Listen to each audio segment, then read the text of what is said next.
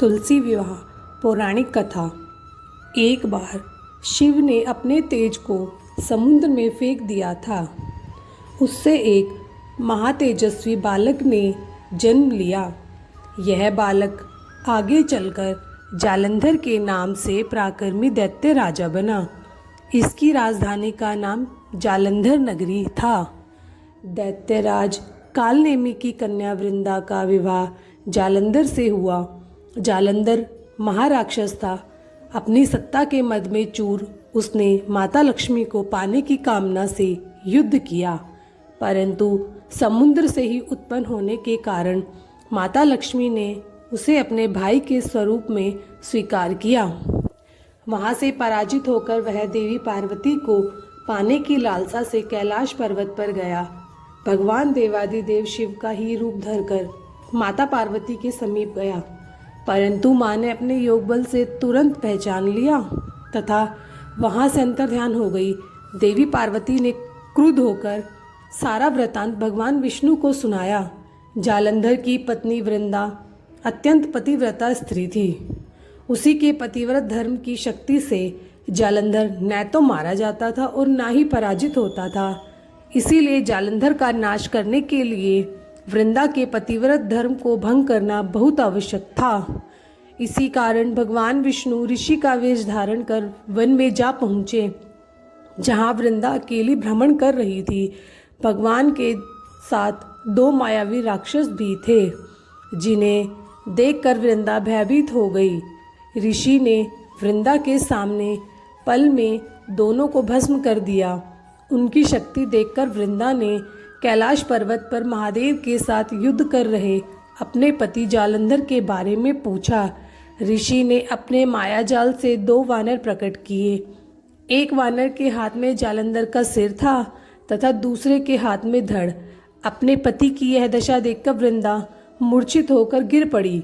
होश में आने पर उन्होंने ऋषि स्वरूप भगवान से विनती की कि वह उसके पति को जीवित करे। भगवान ने अपनी माया से पुनः जालंधर का सिर धड़ से जोड़ दिया, परंतु स्वयं भी वह उसी शरीर में प्रवेश कर गए। वृंदा को इस छल का तनिक भी आभास न हुआ। जालंधर बने भगवान के साथ वृंदा पतिव्रता का व्यवहार करने लगी। इससे उसका सतीत्व भंग हो गया। ऐसा होते ही वृंदा का पति जालंधर युद्ध में हार गया।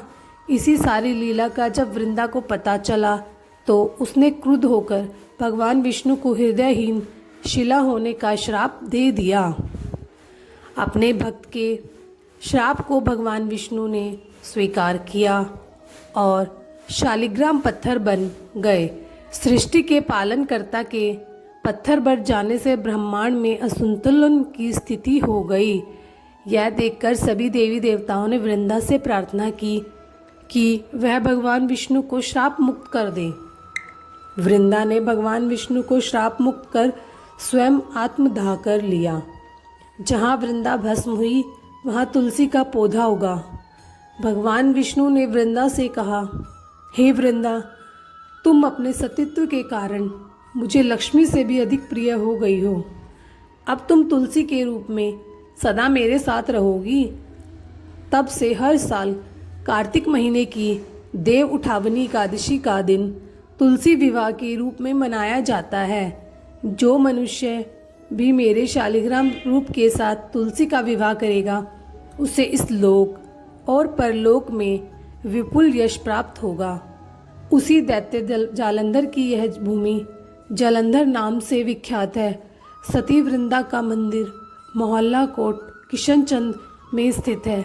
कहते हैं कि इस स्थान पर एक प्राचीन गुफा भी थी जो सीधी हरिद्वार तक जाती थी। सच्चे मन से 40 दिन तक सती वृंदा देवी के मंदिर में पूजा करने से सभी मनोरथ पूर्ण होते हैं। जिस घर में तुलसी होती है वहाँ यम के दूत भी असमय नहीं जा सकते। मृत्यु के समय जिसके प्राण मंजरी सहित रहित तुलसी और गंगाजल मुख में रखकर निकल जाते हैं, वह पापों से मुक्त होकर वैकुंठ धाम को प्राप्त होता है। जो मनुष्य तुलसी व आंवलों की छाया में अपने पितरों का श्राद्ध करता है, उसके पितृ मोक्ष को प्राप्त हो जाते हैं। बोलो तुलसी मैया की जय, बोलो शालिग्राम भगवान की जय।